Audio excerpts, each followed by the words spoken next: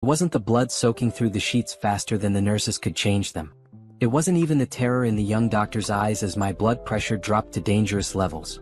The worst part was looking toward the door of the delivery room and realizing my husband still wasn't there. "Mrs. Coleman, I need you to stay with me," Dr. Harrison said, her voice tight with controlled panic.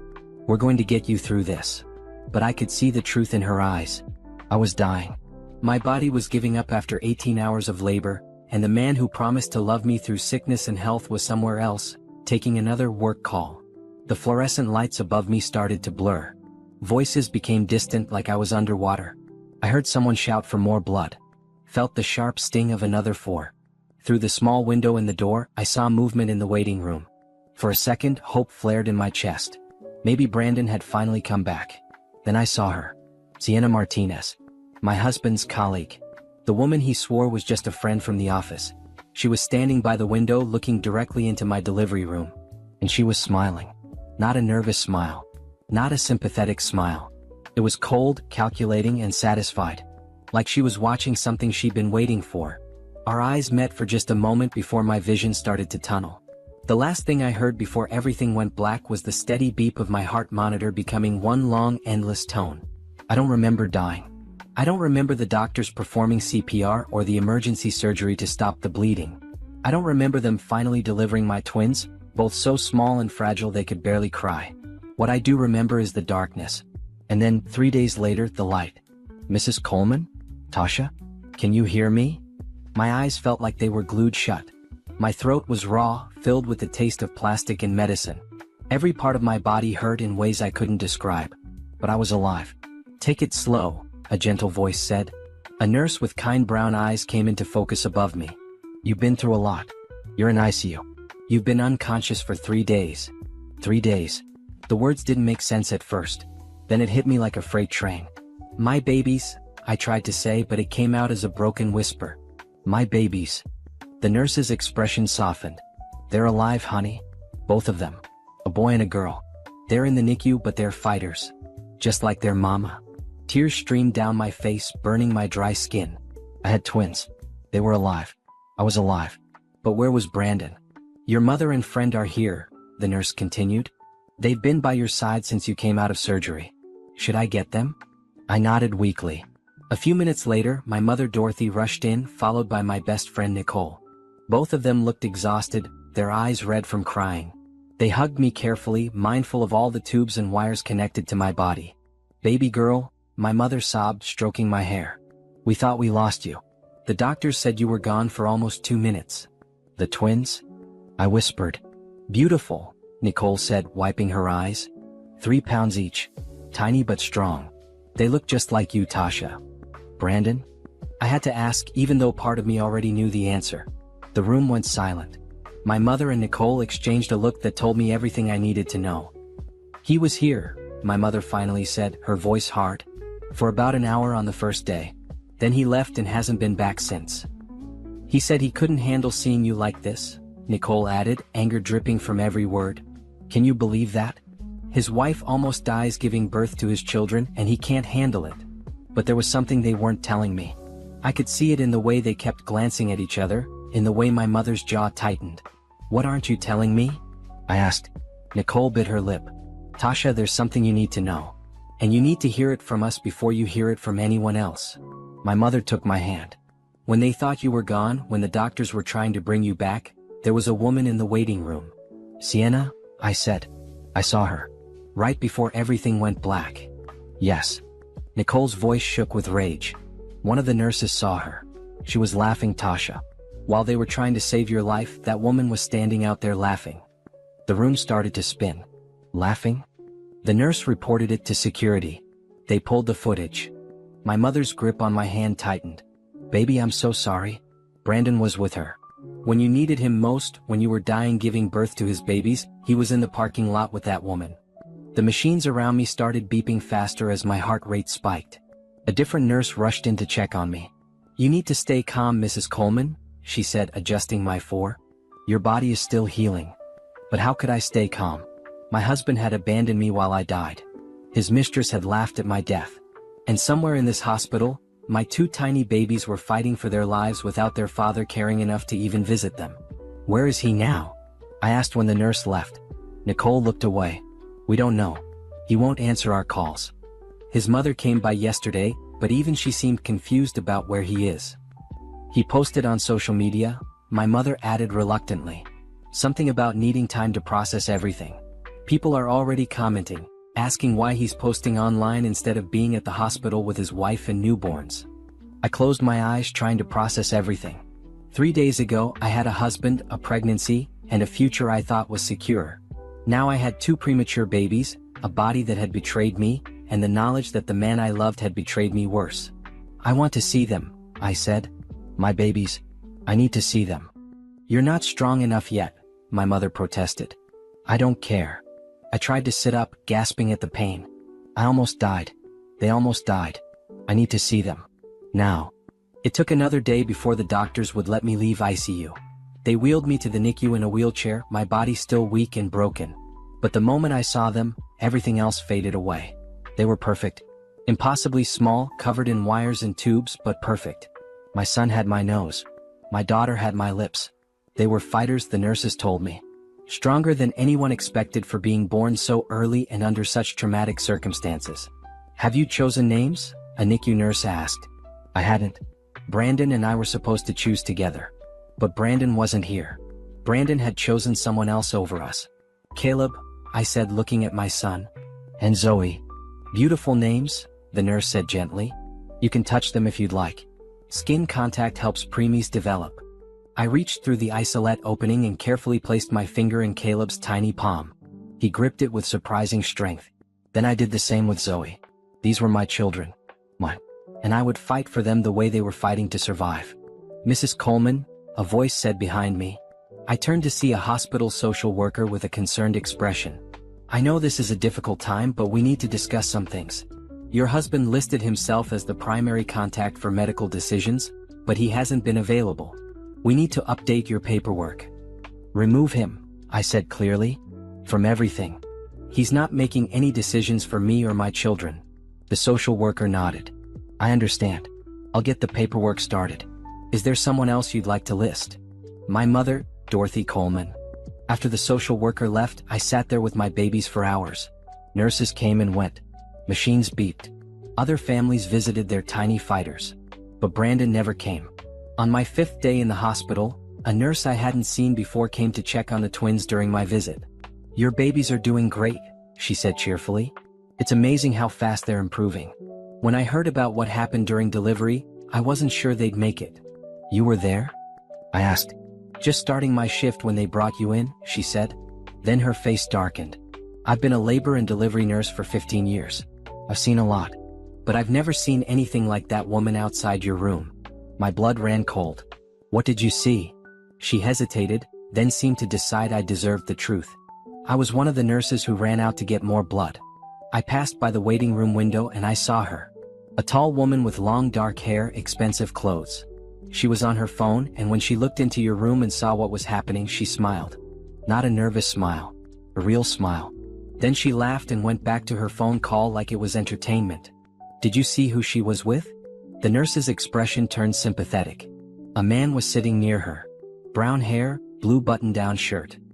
He looked stressed, kept running his hands through his hair. When she laughed, he looked at her like he was shocked, but he didn't leave. He stayed right there with her. Brandon. He had watched his mistress laugh at my death and done nothing. I reported it to security, the nurse continued. It wasn't right. I don't know what was going on, but it wasn't right. I'm sorry you had to go through that. After she left, I sat there trembling with an emotion I'd never felt this intensely before. It wasn't sadness. It wasn't even heartbreak anymore. It was rage. Pure, crystallizing rage. Brandon had abandoned me when I needed him most. Sienna had laughed at my death. And somehow I had survived. My babies had survived. And I was going to make sure that neither of them ever forgot what they'd done. That night, Nicole brought my phone to the hospital. I'd been avoiding it, not ready to face the world. But I needed to know what was happening. I needed to see what Brandon had been doing while I fought for my life. His social media told me everything. 3 days ago, while I was unconscious, he posted a photo of a sunset with the caption, "Sometimes life takes you in unexpected directions. Learning to embrace change and find peace in the chaos." The comments were brutal. People who knew us were asking about me, about the babies. His responses were vague, saying he was dealing with a lot and taking things day by day. Not once did he mention that his wife had nearly died, that his children were in NICU, that he'd abandoned all of us. But the worst part was the likes. Sienna had liked the post. And several of Brandon's friends, people I thought were our friends, had commented supportive messages about him finding his happiness. I scrolled back further and found what I was looking for. 2 weeks before I went into labor, Brandon had posted a photo from a restaurant. A fancy place downtown that he told me was a work dinner. In the background, barely visible in the reflection of a window, was Sienna. They'd been together for months, maybe longer. While I was growing his children, dealing with morning sickness and swollen ankles and preparing our home for twins, he was building a life with someone else. "I'm going to destroy him," I whispered to the empty room. But even as I said it, I knew revenge wasn't about destruction. It was about something much more powerful. It was about taking everything he tried to break and building something so strong, so successful, so undeniable, that his betrayal became the worst mistake of his life. I placed my hands on my still swollen stomach, feeling the emptiness where my babies had been. But I wasn't empty. I was full of purpose, full of determination, full of a fire that Brandon's betrayal had ignited. He thought leaving me in my darkest moment would break me. Sienna thought my death would clear her path. They were both wrong. This was just the beginning. The hospital discharged me after 8 days, but Caleb and Zoe had to stay in the NICU. Every morning, my mother drove me back to the hospital so I could spend hours with them. Every evening, I went home to an empty apartment that still had all of Brandon's things in it. He hadn't come to get them, hadn't called, hadn't texted. It was like he'd vanished from our lives completely, except for the evidence of his existence scattered throughout our home. His clothes in the closet, his toothbrush by the sink, his coffee mug still in the dishwasher from the morning I went into labor. "You should pack his stuff up," Nicole said one evening. She'd been staying with me, refusing to let me be alone. "Throw it all in trash bags and leave it outside." "Not yet," I said. I was sitting on the couch, pumping milk for the twins. The hospital had given me an electric pump so I could build up their supply. It was painful and exhausting, but it was something I could do for them. I want him to see what he walked away from first. "Tasha, he's not coming back. You need to accept that." "I know he's not coming back." I stopped the pump and carefully labeled the bottles with today's date. "But he's going to have to face me eventually. Legal things. Custody. Divorce.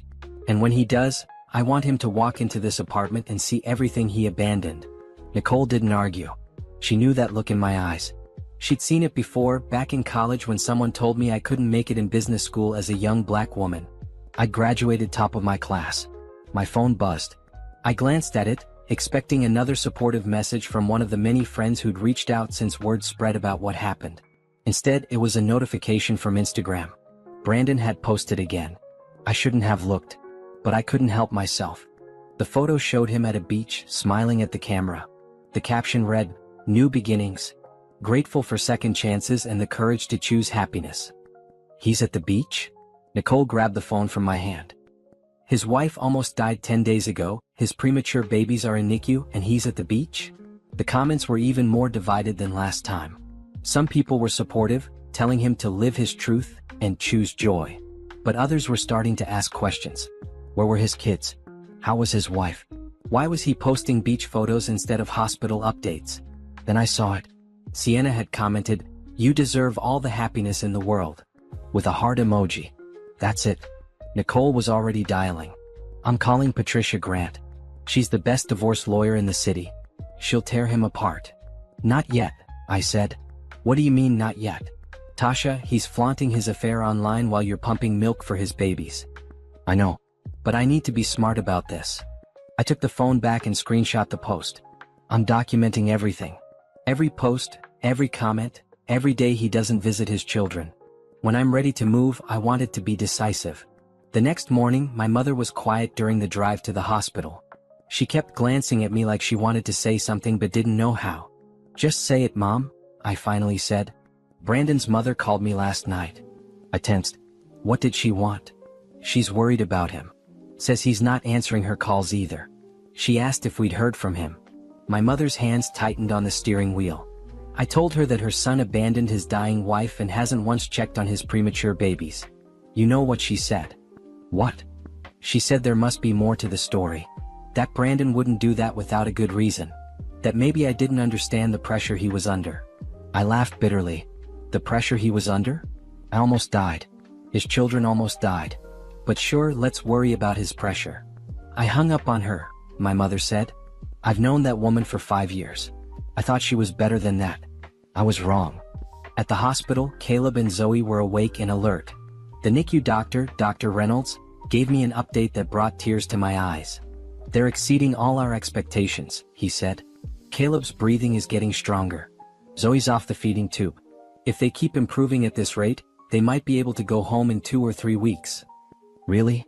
It was the first good news I'd had since this nightmare began. Really? They're fighters. Dr. Reynolds hesitated. Has their father been in to see them?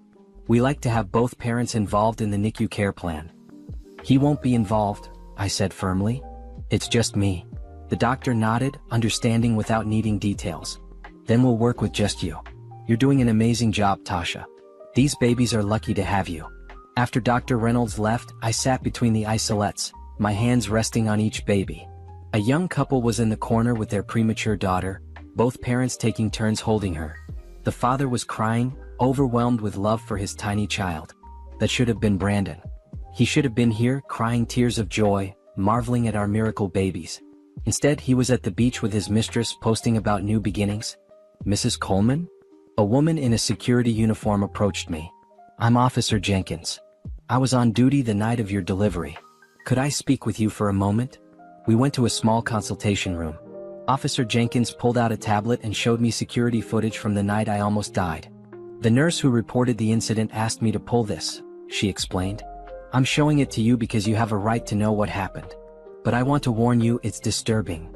The footage showed the waiting room outside the delivery area. Timestamp, 11:47 p.m. The night I flatlined. There was Brandon pacing back and forth. He looked agitated, stressed. Then Sienna walked in carrying 2 coffee cups. She handed one to Brandon and sat down next to him. They talked for a few minutes. I couldn't hear what they were saying, but their body language spoke volumes. She kept touching his arm, leaning close. He looked torn, conflicted. Then the energy in the hallway changed. Nurses started running. A doctor rushed past. The code blue alarm sounded. Through the window you could see the chaos in my delivery room. Brandon stood up, looking toward the room. For a moment I thought he might go in. But Sienna grabbed his hand and pulled him back down. She said something to him and he sat. Then came the part that made my blood run cold. Sienna looked directly at the window showing my delivery room. She watched the doctors performing CPR on me, and she smiled.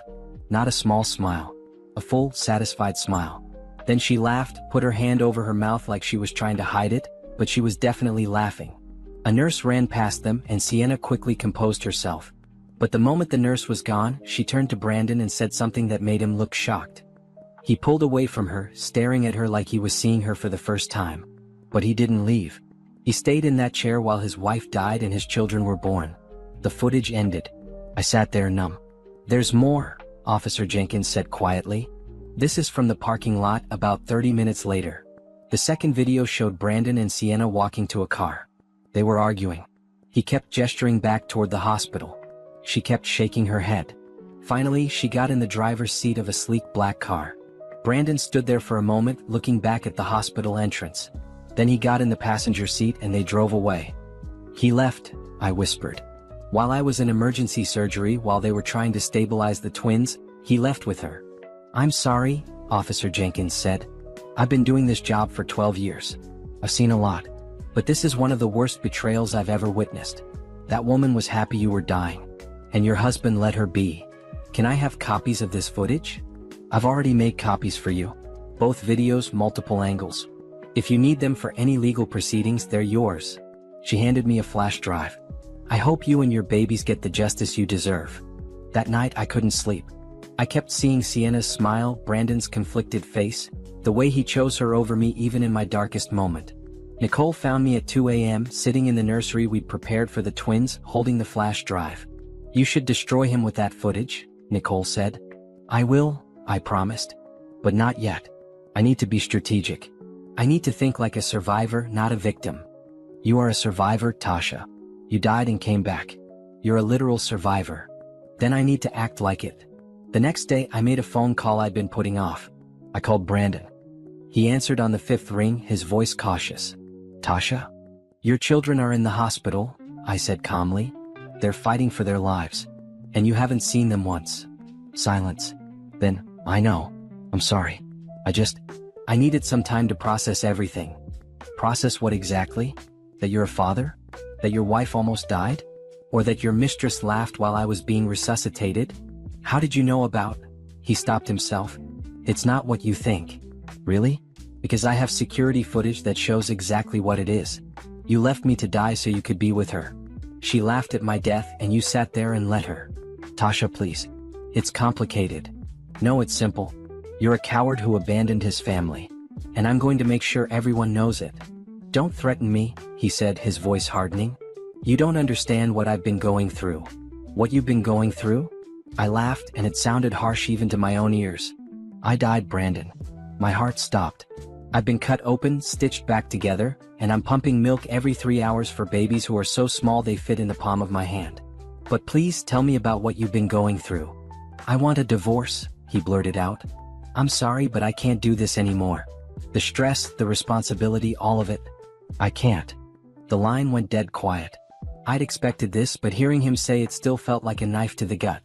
Fine, I said. But you don't get to walk away without consequences. I'll give you your divorce. But I'm keeping full custody of Caleb and Zoe, the apartment, and half of everything else. And if you try to fight me on any of it, I'll release that security footage to every news outlet in the city. You wouldn't. Try me. I hung up. My hands were shaking, but I felt powerful. For the first time since this nightmare began, I felt like I had some control. Nicole was right. I needed Patricia Grant. I needed to move forward with the divorce before Brandon could hide assets or build a case against me. I needed to protect my children and myself. That afternoon, while my mother stayed with the twins, Nicole drove me to Patricia Grant's office. Patricia was a black woman in her 50s with a reputation for destroying cheating husbands in court. I've heard about your case, Patricia said after we sat down. The whole legal community is talking about it. Hospital abandonment during a near-death experience, premature twins, documented affair. This is cut and dry. I have more, I said and pulled out the flash drive. Security footage of his mistress laughing at my death. Him leaving with her during my emergency surgery. Everything. Patricia watched the footage, her expression getting harder with each second. When it ended, she looked at me with something like respect. We're going to destroy him, she said. Not just in court. In life. He'll regret the day he walked out of that hospital. I want full custody. I want him to have supervised visitation only, and only if he completes parenting classes and pays child support on time. I want the apartment and half of all marital assets. And I want this done fast before he can prepare. Done. I'll file emergency custody and divorce papers today. We'll use the security footage as evidence of emotional abuse and abandonment. The judge will love this. Patricia paused. But I have to ask, are you ready for how ugly this is going to get? He left me to die, I said. She laughed at my death. They made their choices. Now they get to live with the consequences. Patricia smiled. I like you, Tasha Coleman. You're going to be just fine. By the end of the week, Brandon had been served with divorce papers and emergency custody orders. His lawyer called Patricia, angry and blustering about my threats and blackmail. It's not blackmail to use evidence in court, Patricia told me after the call. He's scared. Good. He should be. But what Brandon didn't know was that I wasn't just planning to destroy him in court. I was planning something bigger. Something that would take time but would be worth it. I was going to rebuild my life so completely, so successfully, that his betrayal would become the catalyst for my greatest transformation. I was going to take the worst thing that ever happened to me and turn it into my power. The divorce papers were filed on a Tuesday. By Wednesday, my phone wouldn't stop ringing. Brandon's family was calling, his friends were calling, even some of our mutual acquaintances were calling to tell me I was being too harsh, too cold, too unwilling to work things out. He made a mistake, Brandon's cousin Rachel said on a voicemail. We all make mistakes. You can't keep his children from him over one bad decision. One bad decision. Like abandoning your dying wife was equivalent to forgetting to take out the trash. I deleted the message and blocked her number. You need to stop answering calls from people you don't know, Nicole said. She'd appointed herself as my personal bodyguard and life manager. They're all Team Brandon trying to guilt you into backing down. Let them try, I said. I was feeding Caleb with a bottle, sitting in the NICU beside Zoe's isolette. The babies were 2 weeks old now and growing stronger every day. Caleb was up to 4 pounds. Zoe was almost there. I'm not backing down from anything. My mother walked in carrying a bag from our favorite soul food restaurant. I brought you lunch. You need to eat, baby. You're getting too thin. I'm fine, Mom. You're not fine. You're running on adrenaline and anger. That's not sustainable. She set the food down and looked at me seriously. I'm proud of you for standing up for yourself, but I'm also worried. You need to take care of yourself too, not just the babies. I am taking care of myself. When was the last time you slept more than 4 hours? When was the last time you ate a meal that wasn't hospital cafeteria food? When was the last time you did anything that wasn't related to the babies or the divorce? I didn't have an answer. The truth was I couldn't remember. The last 2 weeks had been a blur of hospital visits, lawyer meetings, pumping milk, and falling into bed exhausted only to wake up a few hours later to do it all again. I'll rest when the babies come home, I said. That's when things will get harder, my mother countered. You need to build your strength now while you have help. Before I could respond, my phone buzzed. It was a text from an unknown number. You're making a huge mistake. Brandon loves you. He's just confused. Give him another chance. That's the 5th text like that today, I told Nicole, showing her the message. Sienna, Nicole said immediately. Or one of her friends. They're trying to mess with your head. It's not working. But that wasn't entirely true. Each message, each call, each person telling me I was wrong chipped away at my armor just a little. Not because I believed them, but because it was exhausting to constantly defend myself. Then came Thursday. And Thursday changed everything. I was at home, finally getting some rest like my mother insisted, when someone knocked on my apartment door. I looked through the peephole and saw a man in a suit holding a manila envelope. Tasha Coleman? He asked when I opened the door. Yes. You've been served. He handed me the envelope and walked away. My hands shook as I opened it. Inside were legal documents. But they weren't from Brandon's lawyer. They were from Brandon himself. He was suing me for full custody of Caleb and Zoe. The documents claimed I was an unfit mother. That my mental instability following the birth made me dangerous. That my threats to release private videos showed vindictive behavior. That the children would be better off in a stable home environment with their father and his partner. His partner. He'd actually written that. Sienna was already being positioned as the children's stepmother, and they weren't even divorced yet. I called Patricia immediately. I just got served, I said, my voice shaking with rage. Brandon is suing me for full custody. He's calling me unfit. Send me pictures of the documents right now, Patricia said. I could hear her typing in the background. That idiot just made the worst mistake of his life. I photographed every page and sent them over. 2 minutes later, Patricia called back. This is garbage. Complete garbage. His lawyer should be ashamed for even filing this. We have documentation of his abandonment, security footage of his mistress laughing at your near death, proof that he hasn't visited his children once since they were born. No judge in their right mind will give him custody. But he filed it. He actually had the nerve to call me unfit after what he did. I know. And we're going to use this. Patricia's voice turned sharp. We were going easy on him, Tasha. Filing for divorce and custody, but keeping the details private. He just declared war. So now we go nuclear. What does that mean? It means we release everything. The security footage, the hospital records, the social media posts. We file a countersuit for emotional distress and abandonment.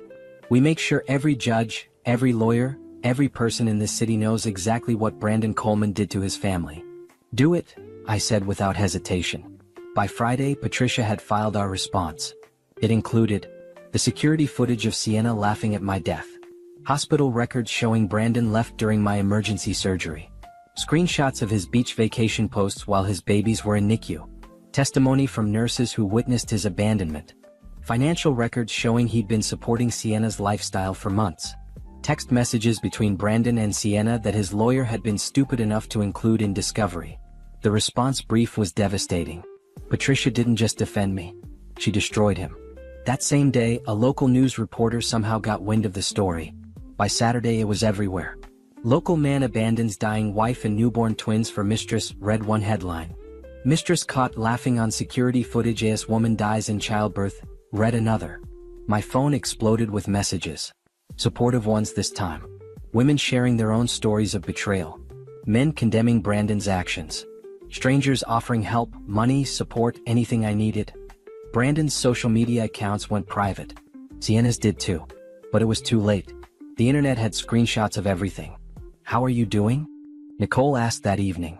We were at my apartment watching the news coverage. "I feel like I should be happy," I admitted. "He's being exposed. Everyone knows what he did. But I just feel empty." "That's normal. You're grieving the life you thought you had." "I thought we'd raise our children together. I thought we'd grow old together. I thought he loved me." I wiped away tears. "How did I not see this coming?" "Because you're not a mind reader. And because he's a good liar." Nicole put her arm around me. "But here's what you need to remember.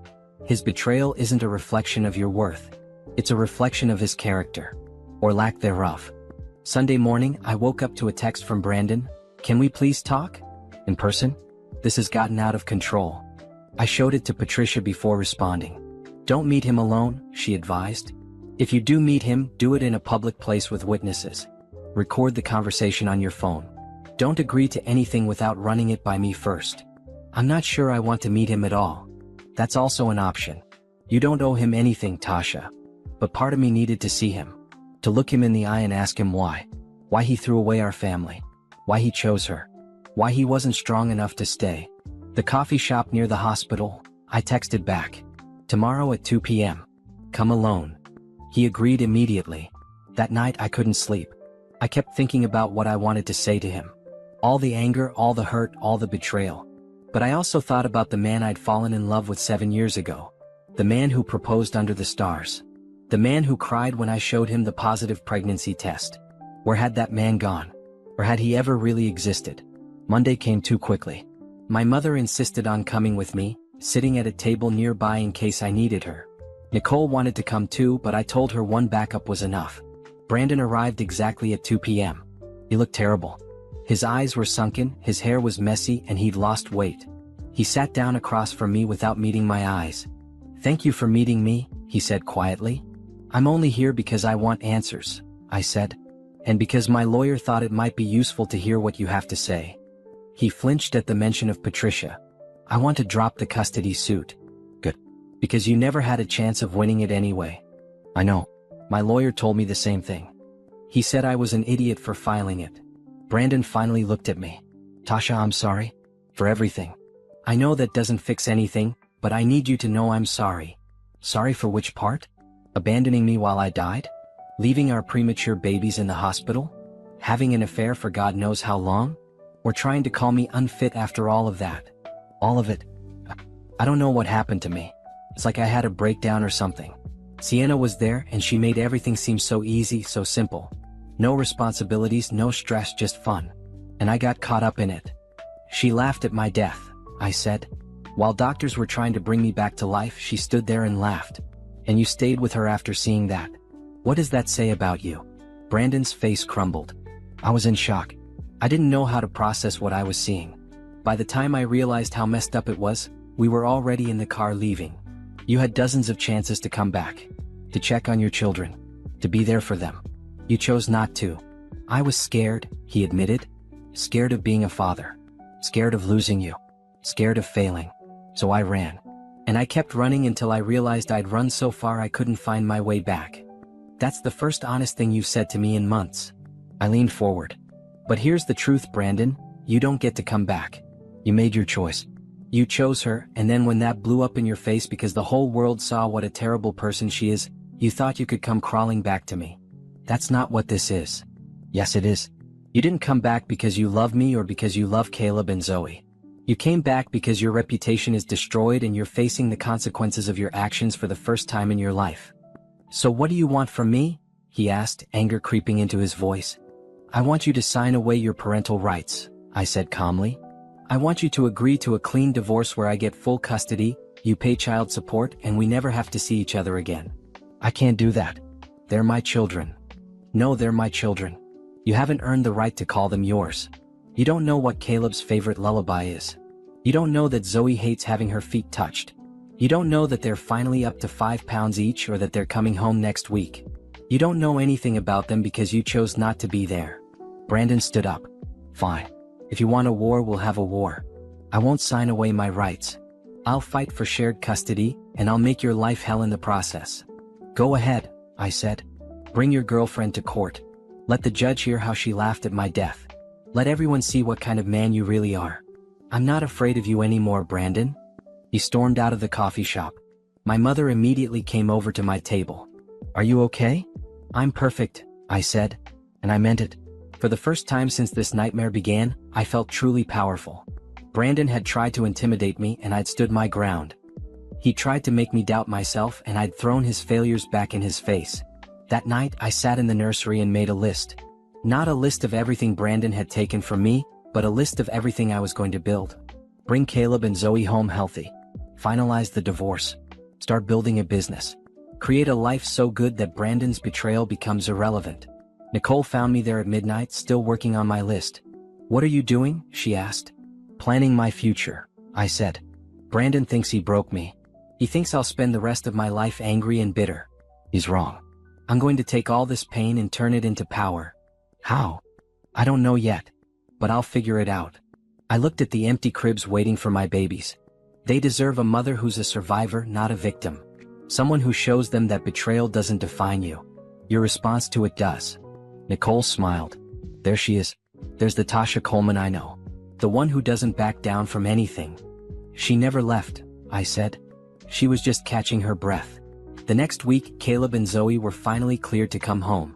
I'd been preparing for this moment for weeks, reading every parenting book I could find, taking infant care classes at the hospital, making sure their nursery was perfect. My mother and Nicole helped me bring them home. We carried them through the door like they were made of glass, carefully placing them in their cribs. They were so small, so fragile, but they were fighters. Just like their mother. That night, for the first time in a month, I slept more than 2 hours.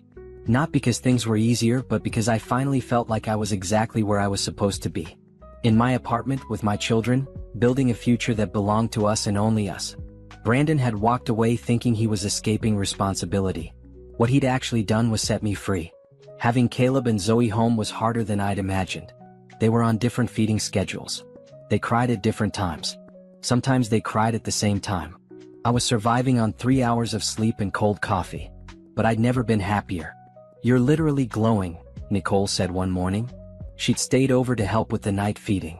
I mean, you look exhausted and you have baby spit up on your shoulder, but you're glowing.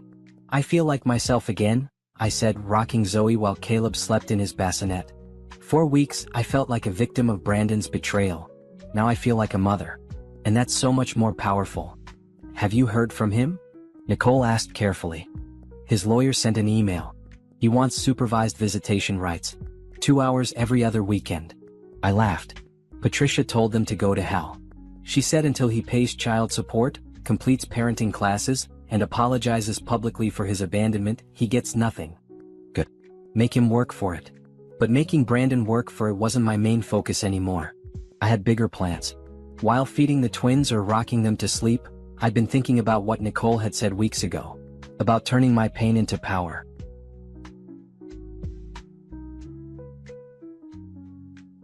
I started an Instagram account called Surviving Betrayal. I didn't show my face at first, didn't use my real name. I just shared my story. The affair. The abandonment. The mistress laughing at my death. My survival. My twins. Within a week, I had 10,000 followers. Within 2 weeks, I had 50,000. By the end of the month, I had 200,000 followers and dozens of messages every day from women sharing their own stories of betrayal and survival. This is insane, Nicole said, scrolling through the comments. Tasha, people are obsessed with your story. You need to monetize this. How? Write a blog. Start a YouTube channel. Create a community. Women need this. They need to know they're not alone. So that's what I did. While the twins napped, I wrote. I created content about healing, about single motherhood, about standing up for yourself. I shared tips for documenting evidence in case of divorce. I interviewed other women who'd survived betrayal. The response was overwhelming. Women from all over the country were reaching out, sharing their stories, asking for advice. Some were going through divorces. Some were considering leaving. Some just needed to know they weren't crazy for feeling hurt.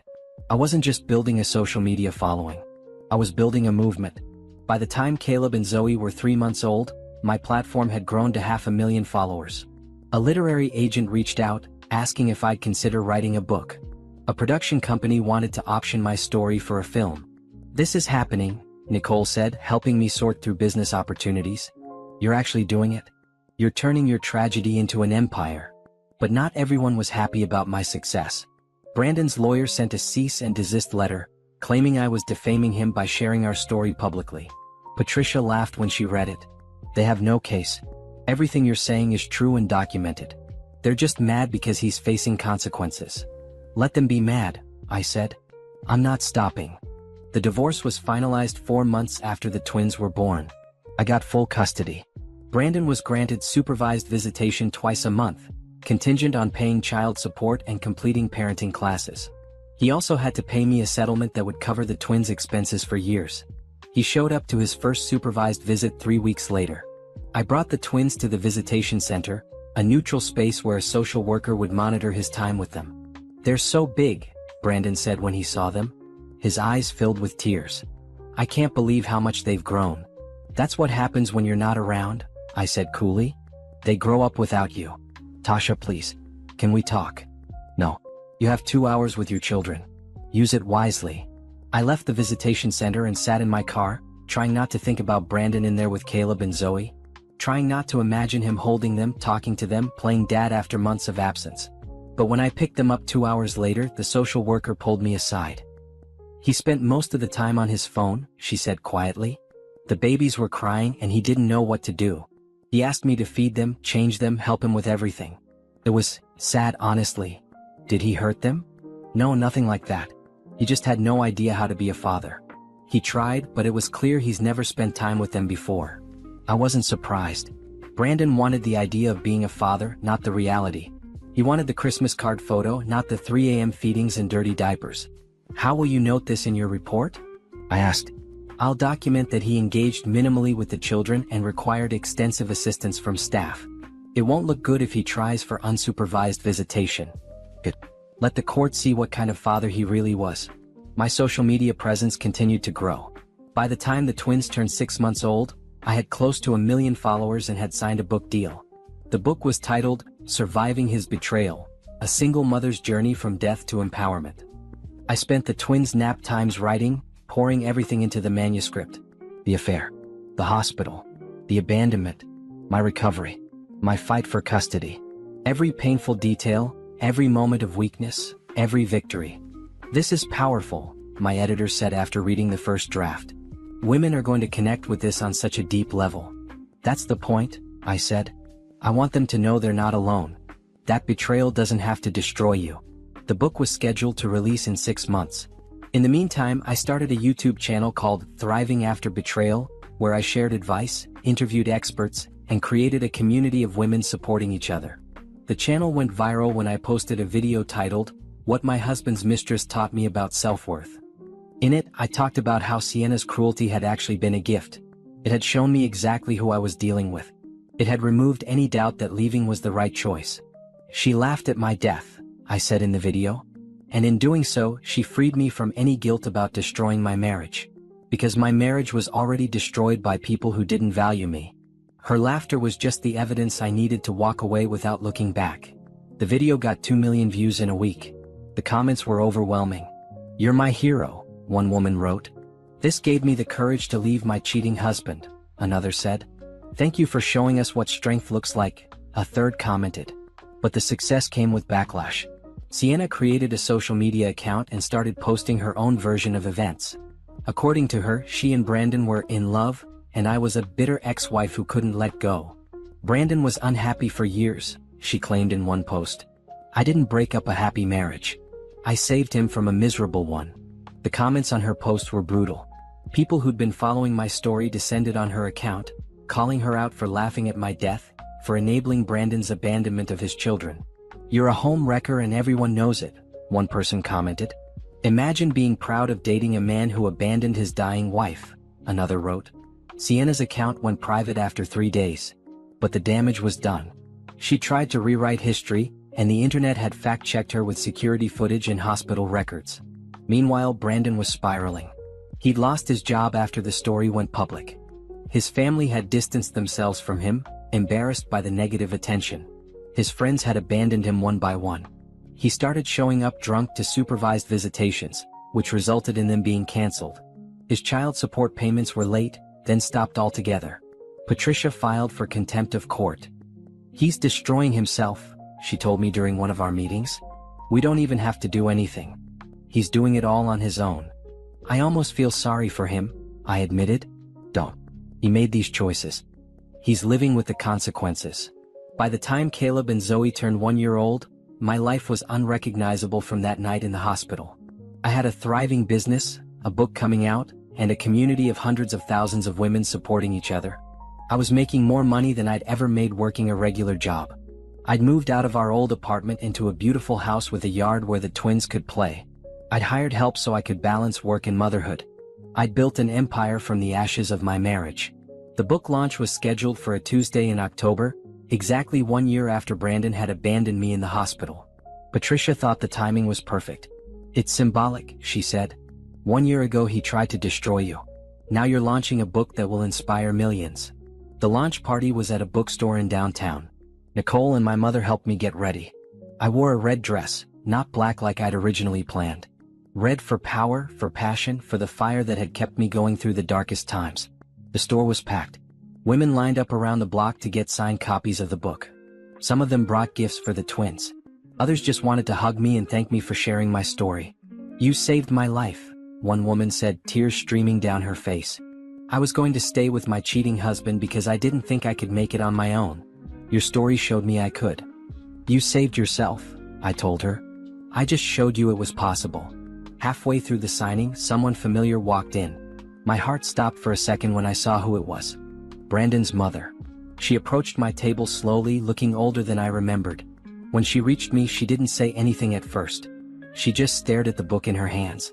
"I'm sorry," she finally said, "for not believing you. For defending him when he didn't deserve it. For not being there for you and my grandchildren." "Why are you here?"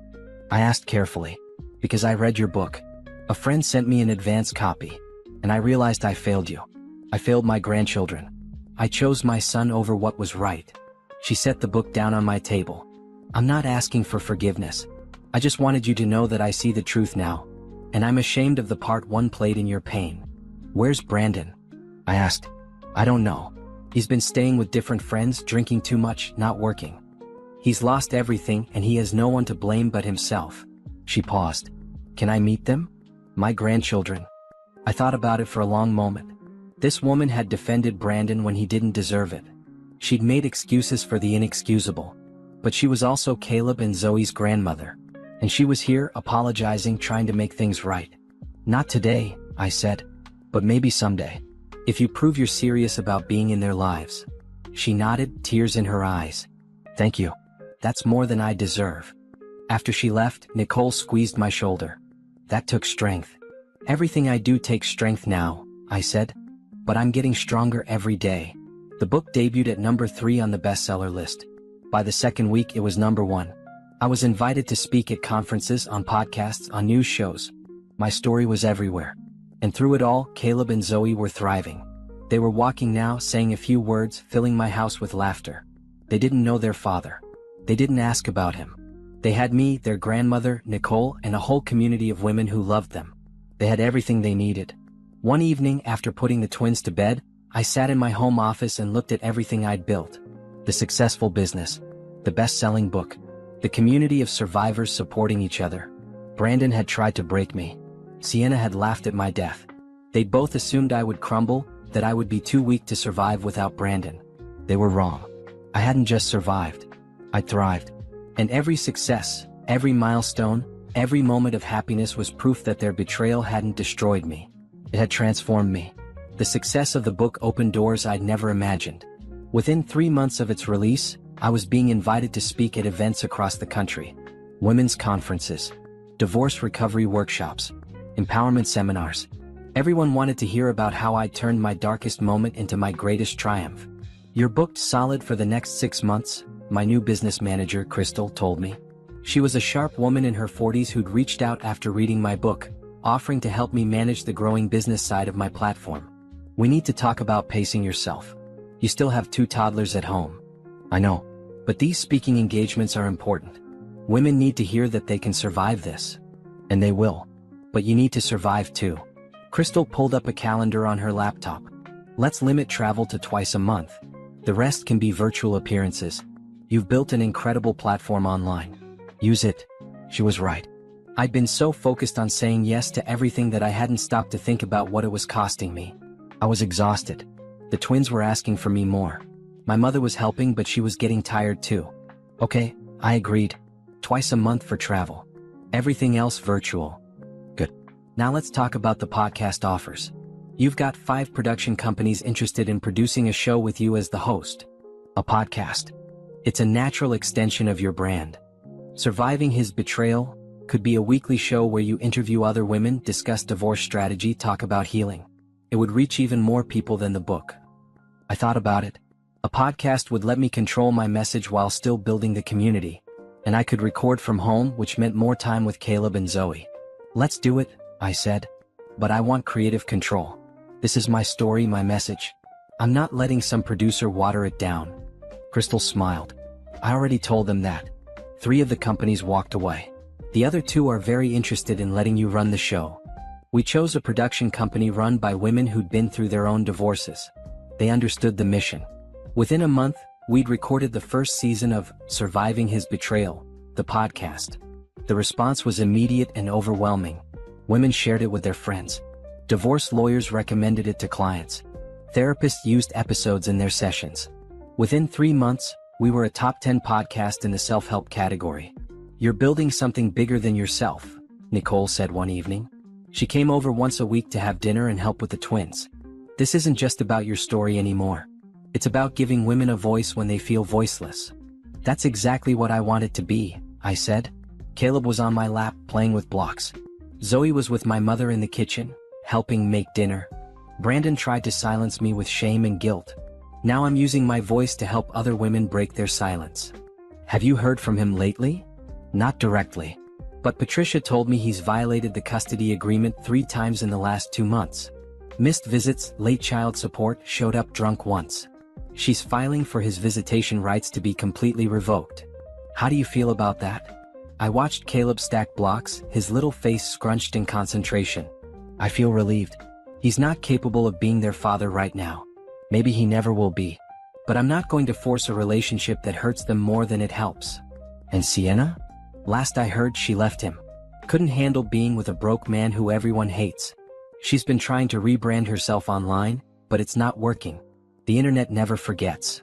That night, after the twins were asleep, I did something I'd been avoiding for months. I looked at Brandon's social media. His accounts were still private, but I had a friend request from a woman who'd sent me a message earlier. I thought you should see what he's posting, she'd written, along with screenshots. The photo showed a man I barely recognized. Brandon looked haggard, much thinner, with dark circles under his eyes. His posts were rambling, self-pitying rants about how the world had turned against him for one mistake. I'm a good person who made a bad choice, one post read.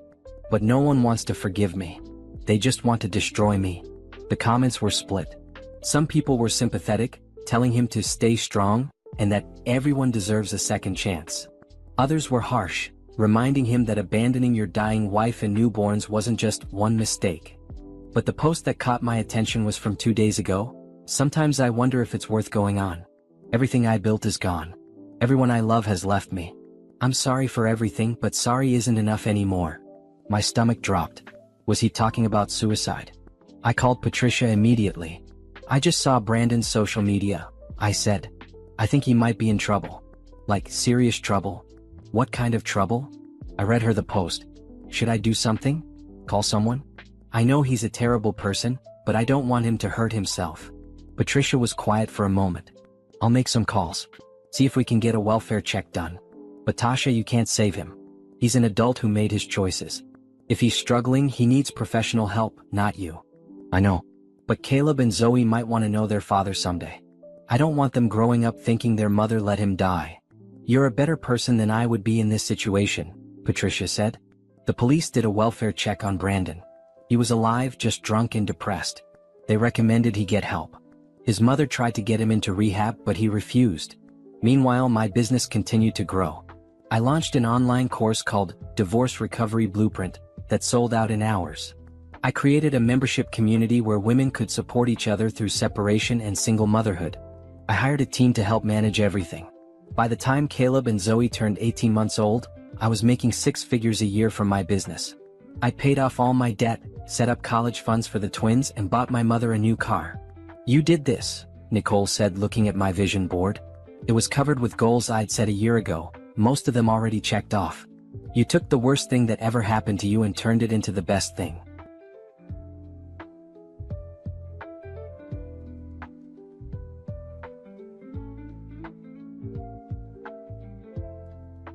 "It doesn't feel like the worst thing anymore," I admitted. "Sometimes I look at my life now and think about what it would be if Brandon had stayed. I'd probably still be in that apartment, working a job I hated, raising kids with a man who resented me. This life is so much better." "Does that mean you've forgiven him?" "No. But I've accepted what happened. There's a difference." I picked up a photo of the twins from my desk. They saved me. Fighting for them gave me a reason to fight for myself. The podcast continued to grow. I interviewed divorce lawyers, therapists, financial advisors, and dozens of women with their own survival stories.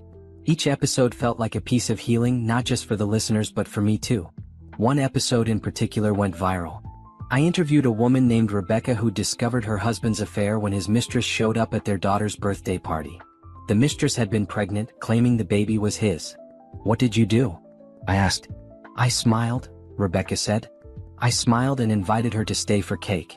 Then I took a photo of her with my husband and our daughter, posted it on social media with the caption, 'Family party with dad's new baby mama,' and filed for divorce the next day." "That's genius," I said, laughing. "It was petty," she admitted. "But it was also necessary. He'd been lying to me for 2 years. She'd been lying to herself, thinking he'd leave me for her. I wanted everyone to see the truth at the same time. And then what happened? His family disowned him. Her family disowned her. They lasted 3 months together before breaking up.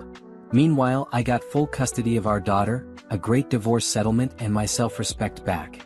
The episode got over 1 million downloads in the first week. Women shared it everywhere, calling Rebecca a hero. Some criticized her for being too harsh, but most celebrated her honesty. "That's the reaction we want," Crystal said. "Controversial but authentic. It gets people talking." But not all the attention was positive. Brandon's lawyer sent another cease and desist letter, claiming the podcast was harassing his client by continuing to profit off his pain. Patricia's response was legendary. She sent back a letter that said simply, "Your client profited off my client's near-death experience by abandoning her for his mistress. Any pain he's experiencing is self-inflicted. Regarding the podcast, truth is an absolute defense. If he doesn't like being discussed, perhaps he should have behaved better." The lawyer didn't respond. Around this time, I started getting messages from women asking if I was dating anyone. They wanted to know if I'd found love again, if I believed in second chances for myself. "Are you?" Nicole asked one evening. "Dating, I mean? No. I'm too busy. And honestly, I'm not ready. It's been almost 2 years, Tasha." "I know. But I'm happy. The twins are happy. Why risk that for someone who might hurt us?" "Not everyone is Brandon," Nicole pointed out. "I know. But I'm not willing to find out yet." The truth was, I had been asked out. Several times. Men at conferences. Fathers at the twins' daycare. Even a few listeners who'd slid into my DMs despite the obvious boundary issues. But I wasn't interested. I was building something important, raising 2 beautiful children, healing from trauma. Dating felt like a distraction from the life I was creating. Then I met Jerome. It was at a speaking event in Chicago. I was the keynote speaker at a single-parent conference. After my talk, a man approached me during the book signing.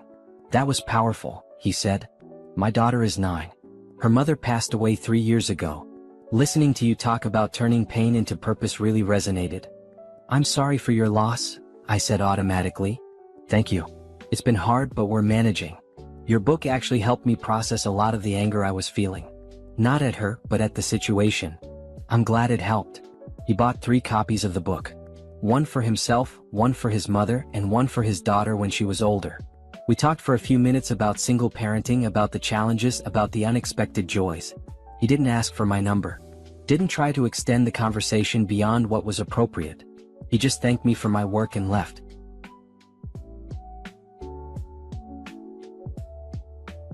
I thought about him more than I expected to over the next few weeks. There was something about his calm presence, his genuine interest in my message rather than me personally. He'd been respectful, kind, and honest about his situation. Then he showed up at another event 3 months later. This time in Atlanta. "Are you following me?" I joked when I saw him in the audience. "Actually, yes," he admitted with a smile. "But not in a creepy way. I'm a therapist who specializes in grief counseling. I've been recommending your book to clients. When I saw you were speaking at this conference, I figured I should actually hear you speak in person instead of just on the podcast." "You listen to the podcast?" "Every episode. It's required listening for my clients who are processing divorce or abandonment." We ended up getting coffee after my panel. He told me his name was Jerome, that he'd been a widower for 3 years, that his daughter was his whole world. "I'm not trying to date you," he clarified. "I just think you're doing important work and I'd like to collaborate if you're interested. I have clients who could benefit from your community." "That's not how most men approach me," I said honestly.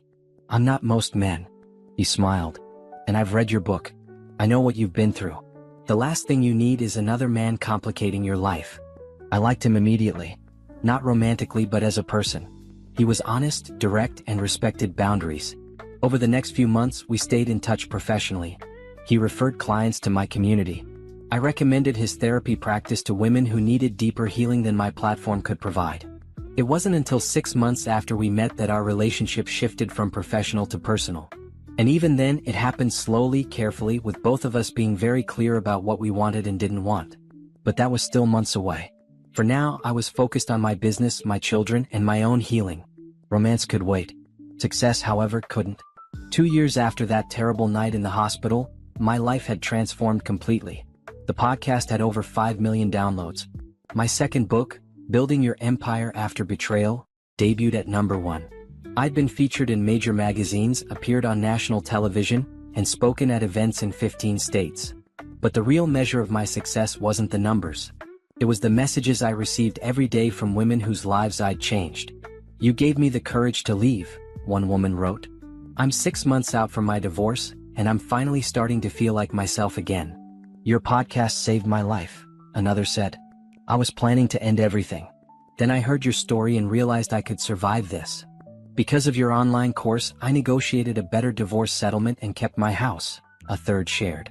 "My lawyer said it was the most prepared she'd ever seen a client." These messages kept me going on the hard days. Because despite all the success, there were still hard days. Days when the twins were sick and I had to cancel appearances. Days when I felt overwhelmed by the pressure to always be strong, always be inspiring. Days when I missed the simplicity of not being a public figure. "You're allowed to have bad days," my therapist reminded me. I'd started seeing Dr. Williams 6 months ago, recognizing that I needed professional support to process everything. "You don't have to be a superhero all the time." "But that's what everyone expects," I said. "They see this successful woman who turned tragedy into triumph. They don't want to hear that sometimes I'm tired or sad or angry." Then show them that too. Show them that healing isn't linear. That success doesn't erase pain. That you can be both strong and struggling. So I did. I started being more honest about the hard days on social media.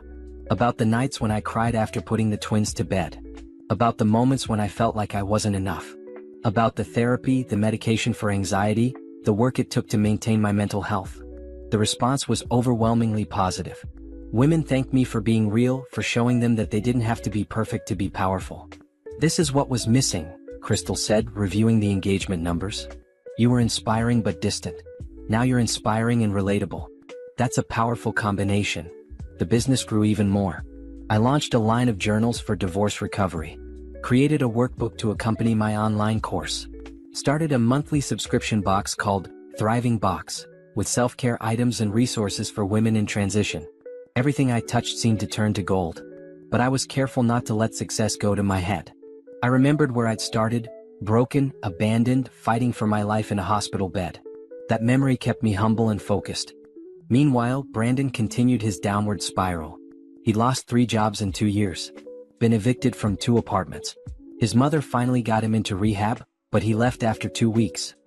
"He's calling again," Patricia told me, "asking if you'd consider reducing his child support. He claims he can't afford the payments." "What did you tell him?" "That he should have thought about that before abandoning his children. His support payments are based on the income he had when we finalized the divorce." If he can't maintain that income level, that's his problem. Is he seeing the twins at all? He hasn't shown up for a supervised visit in 4 months. The court is considering terminating his parental rights for abandonment. Part of me felt sad about this. Not for Brandon but for Caleb and Zoe. They were 2 years old now, bright and curious and full of personality. Caleb loved trucks and dinosaurs. Zoe loved dolls and music. They were amazing kids and Brandon was missing all of it. But another part of me was relieved. Every month that passed without Brandon in our lives was another month of peace, of stability, of building a life without his chaos. Let me know if the court moves forward with termination, I told Patricia. I won't fight it. The holidays came. This was my second Christmas as a single mother, but the first one where I felt truly joyful about it. Last year I'd still been angry, still processing the betrayal. This year I was genuinely happy. I hosted Christmas dinner at my house. My mother, Nicole, Crystal, and a few other close friends came. The twins opened presents with pure delight, not understanding or caring that their father wasn't there. Look at everything you've built, my mother said, pulling me aside while the twins played with their new toys. A beautiful home, a successful business, 2 healthy babies. You did this all by yourself. I had help, I said, gesturing to the room full of people who'd supported me. Yes, but you did the work. You chose to survive. You chose to build instead of break. I'm so proud of you, baby girl. I hugged her, feeling grateful for her unwavering support. She'd been my rock through everything. The hospital, the divorce, the late nights with the twins. I wouldn't have made it without her. Early in the new year, I received an unexpected message. It was from a television producer who'd seen my story and wanted to create a docuseries about my journey. We're calling it Surviving Betrayal, a modern love story, she explained over the phone. We'd follow you for 6 months, showing your day-to-day life, your business, your parenting. We'd also interview some of the women from your community, show the real impact of your work. I don't know, I said hesitantly. The twins are so young. I'm not sure I want cameras in our home. We'd be very respectful of their privacy. We wouldn't show their faces without your permission. And this could reach even more women who need your message. I talked it over with my team, my mother, my therapist. Everyone had different opinions. Crystal thought it was a great business opportunity. My mother worried about privacy. Dr. Williams cautioned me to think about how it might affect my mental health. In the end I said yes, but with strict boundaries. No filming of the twins' faces. No cameras during bath time or bedtime. Nothing that felt too invasive. The production company agreed to all my terms. Filming started in March. It was surreal having cameras follow me to speaking events, to podcast recordings, to business meetings.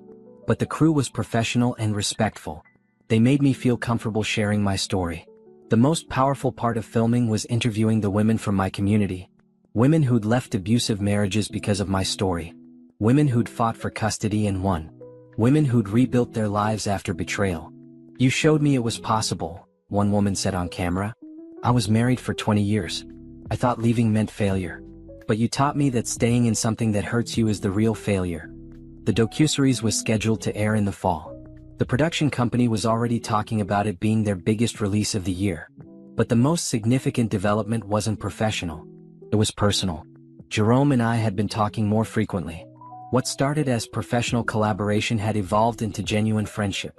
We texted about our kids, about the challenges of single parenting, about life. He never pushed for more. Never crossed boundaries. But I found myself looking forward to his messages, to our occasional phone calls. You like him, Nicole said one evening after catching me smiling at my phone. He's a friend. Friends don't make you smile like that. I'm not ready for a relationship, Nicole. I didn't say you were. But you're ready to consider the possibility. And that's progress. Maybe she was right. For the first time since Brandon's betrayal, I could imagine letting someone into my life. Not because I needed someone, but because I wanted to share my happiness with someone who deserved it. Jerome came to Atlanta for a therapy conference in April. We met for dinner, our first time seeing each other in months. You look different, he said. Lighter somehow. I feel lighter. I think I'm finally healed from what Brandon did. Not completely, maybe you never heal completely from something like that. But enough that it doesn't define me anymore. That's beautiful, Jerome said. Healing is a journey, not a destination. Is that therapist speak? Maybe. He smiled. But it's also true. We talked for 3 hours. About his daughter, who was doing better but still struggled with losing her mother.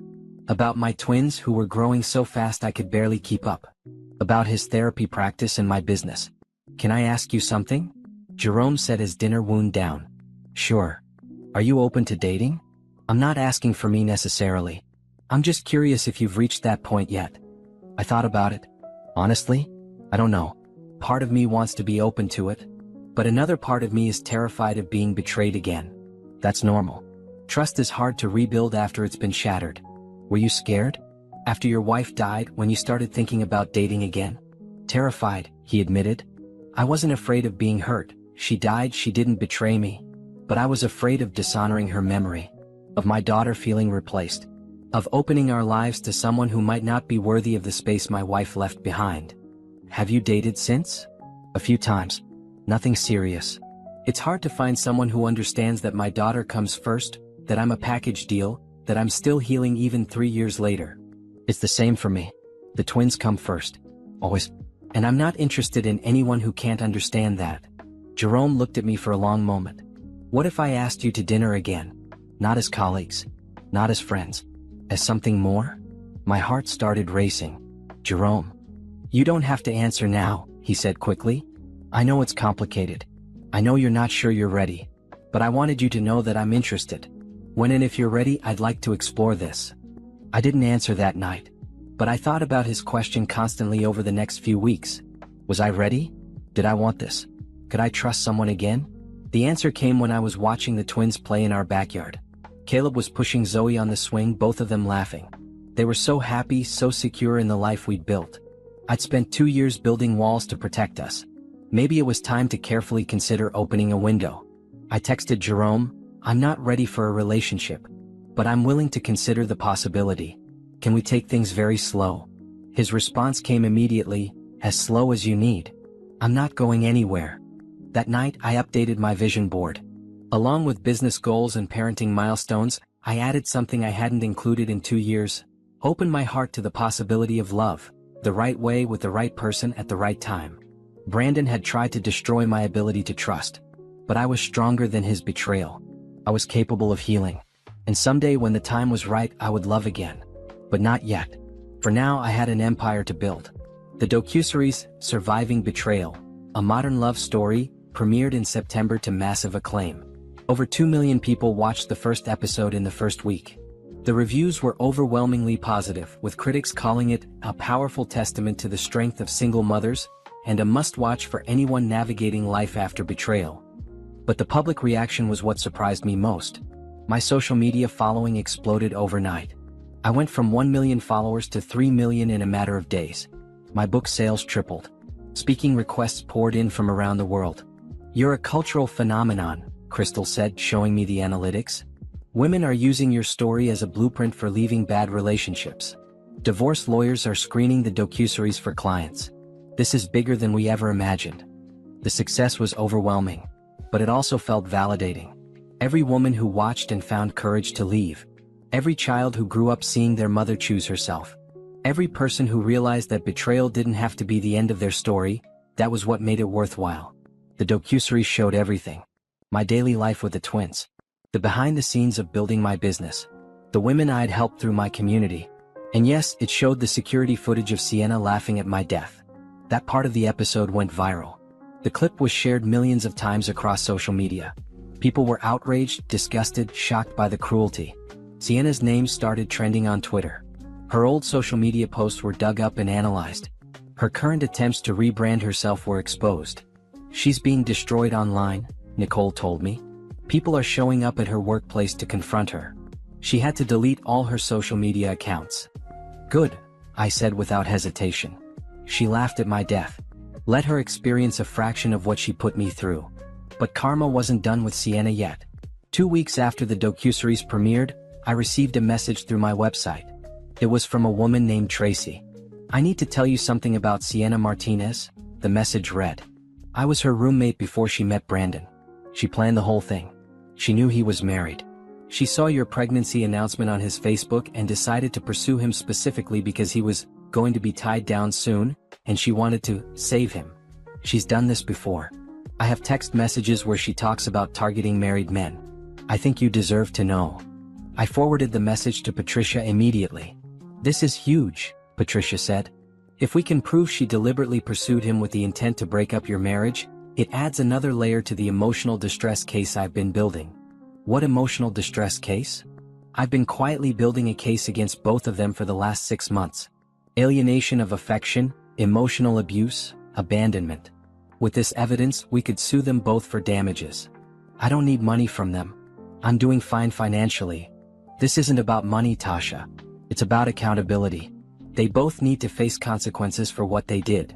Tracy provided the text messages. They were damning. Sienna had literally written out her plan to seduce the hot married guy at work who's about to have twins, because, once those babies come, he'll be desperate for someone who makes him feel young and free again.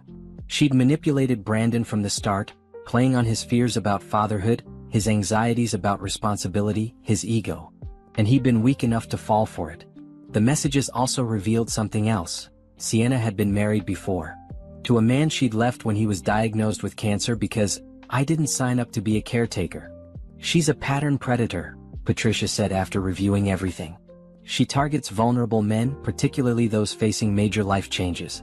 Brandon was vulnerable because of the impending twins. Her ex-husband was vulnerable because of his diagnosis. This isn't random. It's calculated." We released Tracy's evidence to the media. The reaction was swift and brutal. Sienna's life imploded completely. Her employer fired her. Her family disowned her publicly on social media. She had to move back to another state to escape the attention. But I felt no satisfaction watching her fall. I felt empty. Because while she was facing consequences, it didn't change what she'd done. It didn't give me back the time I'd lost to pain and recovery. It didn't give Caleb and Zoe a father who was present. Revenge, I realized, wasn't as sweet as people claimed. Justice was satisfying. But revenge left you feeling hollow. Brandon's life wasn't much better. Without Sienna, without a job, without any support system, he'd hit rock bottom. His mother called me one evening, something she'd never done before. "He's in the hospital," she said, her voice strained. "He tried to hurt himself. The doctors say he'll be okay physically, but mentally? I don't know, Tasha. I don't know how to help him anymore." "I'm sorry," I said, and I meant it. Not sorry that he was facing consequences, but sorry that he destroyed his life so completely. He wants to see the twins. He says seeing them might give him something to live for. No. Tasha, please. I know what he did was unforgivable. But he's their father. And he's getting help now. He's in therapy, he's on medication, he's trying to get better. He should have thought about that before he abandoned us. I'm sorry he's struggling, but I have to protect my children. And right now, exposing them to someone that unstable isn't in their best interest. She started to argue, then stopped. You're right. I needed to ask. For his sake. After we hung up, I sat in the dark living room thinking about everything. Brandon had tried to destroy me, and in doing so, he destroyed himself. Sienna had laughed at my death, and now her life was in ruins. Neither of them had won. But had I? I looked at the photos on my wall. Caleb and Zoe at their second birthday party, covered in chocolate cake. Me speaking at a conference with 1,000 women in the audience. My best-selling books. The vision board filled with accomplished goals. Yes, I had won. Not because they'd lost, but because I'd built something beautiful from the rubble of what they'd destroyed. My phone buzzed. It was Jerome. Saw the news about Sienna. You okay? I'm good, I texted back. Justice feels better than revenge ever could. Proud of you. Want to talk? Actually, yes. We talked for an hour. About karma, about healing, about moving forward. Jerome had a way of putting things in perspective without being preachy or dismissive. You know what the best revenge is? He said. Living well. Being happy. Showing your kids that you don't need someone who hurt you to be complete. That's the revenge that lasts. He was right. Every moment of happiness I experienced was proof that Brandon and Sienna hadn't broken me. Every success was evidence that their betrayal had been the catalyst for my transformation, not my destruction. The next morning, I woke up to a message from Brandon. He must have gotten a new phone because I'd blocked his old number months ago. I saw the docuseries, he wrote. I saw everything. The footage of Sienna laughing. The interviews with the nurses. Your side of the story. I know you'll probably delete this without reading it, but I need to say it anyway. I'm sorry. I'm so sorry. I was a coward. I was weak. I let fear control me and I destroyed the best thing I ever had. You deserved better. The twins deserved better. I don't expect forgiveness. I just wanted you to know that I see it now. I see what I did and I'll regret it for the rest of my life. I read the message 3 times. Then I showed it to Nicole, who'd stopped by with breakfast. Are you going to respond? She asked. No. What would I say? He's right, he was a coward. He did destroy the best thing he had. But that's for him to live with, not for me to absolve. Do you forgive him? I don't think about him enough to forgive or not forgive. He's irrelevant to my life now. That's better than forgiveness. That's indifference. Nicole hugged me. Look at you. 2 years ago, you would have agonized over that message for days. Now you can just shrug and move on. That's growth. She was right. Brandon's message didn't devastate me or anger me or even make me sad. It was just words from someone who no longer mattered. Later that week, the court hearing for terminating Brandon's parental rights was scheduled. Patricia had been working on this for months, building a case around his abandonment, his missed visits, his failure to pay support, his instability. You don't have to attend, Patricia told me. I can handle this without you. No, I want to be there. I want to see it through. The courthouse was in downtown. I wore a navy suit, professional but not harsh. I'd learned over the past 2 years that presentation mattered in court. Brandon was there with his mother. He looked terrible, thinner, paler, broken. When he saw me, he looked away immediately, unable to meet my eyes. The judge reviewed the case. Patricia presented our evidence. Documented abandonment, missed visitation, security footage showing Brandon leaving the hospital during my emergency surgery, his arrest for public intoxication, his hospitalization for a mental health crisis. Brandon's lawyer tried to argue that he'd been going through a difficult time, that he was getting help now, that he wanted to be in his children's lives. Where was this desire to be involved for the past 2 years? The judge asked. According to these records, Mr. Coleman has seen his children exactly 3 times since they were born. He's missed 18 scheduled visits. His child support payments have been irregular at best. Your Honor, my client was suffering from depression and anxiety. Many parents suffer from mental health issues without abandoning their children, the judge interrupted. I'm sympathetic to his struggles, but this court's priority is the best interest of the children, not the comfort of the parent. In the end, the judge ruled in my favor. Brandon's parental rights were terminated. He had no legal claim to Caleb and Zoe anymore. No visitation rights. No custody considerations. He was legally no longer their father. Brandon broke down crying in the courtroom. His mother had to help him walk out. Part of me felt sorry for him. But a bigger part of me felt relief. My children were safe. Legally, emotionally, completely mine. No more court dates. No more supervised visits that he'd probably skip anyway. No more uncertainty about his role in their lives. It's over, Patricia said as we left the courthouse. You're free. That night, I celebrated quietly at home. My mother watched the twins while I took a long bath, drank a glass of wine and reflected on the journey. 2 years ago, I'd been dying in a hospital bed while my husband abandoned me. Now I was thriving, raising 2 beautiful children, running a successful business, and helping thousands of women find their own strength. Brandon and Sienna had tried to destroy me. Instead, they'd forged me into something stronger than they could have ever imagined. Karma hadn't destroyed them. They destroyed themselves. And I'd simply refused to be destroyed with them. 3 months after the court terminated Brandon's parental rights, I took the twins to the beach for their 3rd birthday. It was the first vacation we'd taken that was just about joy, not recovery or escape or proving something. Just 3 days of sand, sun, and laughter. Look, Mommy, Caleb shouted, holding up a shell. It's a treasure.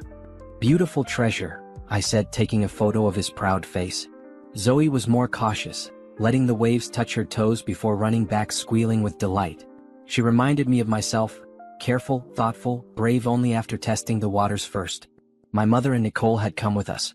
We'd rented a beach house big enough for everyone. That evening, after the twins fell asleep exhausted from playing all day, the 3 of us sat on the deck watching the sunset. I'm proud of you, my mother said, not for the first time. You've built something incredible out of nothing. Not nothing. I had you too. That was something. You know what I mean. Most women wouldn't have survived what you went through. You not only survived, you thrived. Can I ask you something? I said, turning to Nicole. Did you ever think I'd end up here? Running a business, raising twins alone, actually happy? Honestly?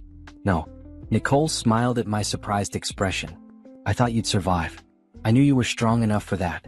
But I didn't think you'd transform the experience into something this powerful. That part surprised me. It surprised me too, I admitted. When Brandon left, I thought my life was over.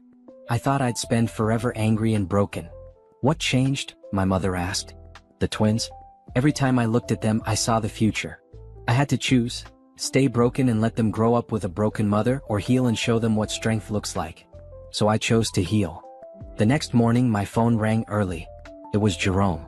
We'd been talking more frequently over the past few months, our friendship slowly evolving into something deeper. But we were both being careful, taking things slow. "Happy birthday to the twins," he said. "I sent a package to your house. Should arrive when you get back." "You didn't have to do that." "I wanted to. They're important to you, which makes them important to me."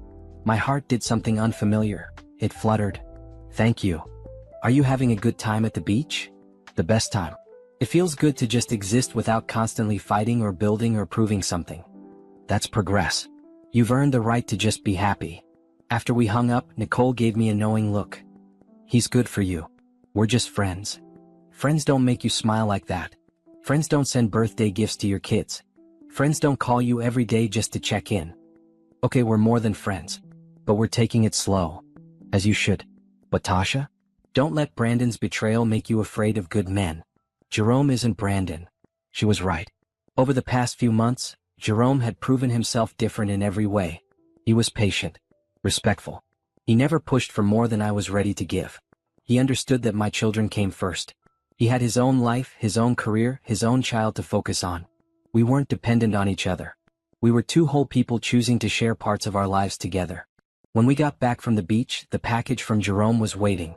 Inside were two beautiful children's books about families of all kinds, along with a note. "For Caleb and Zoe.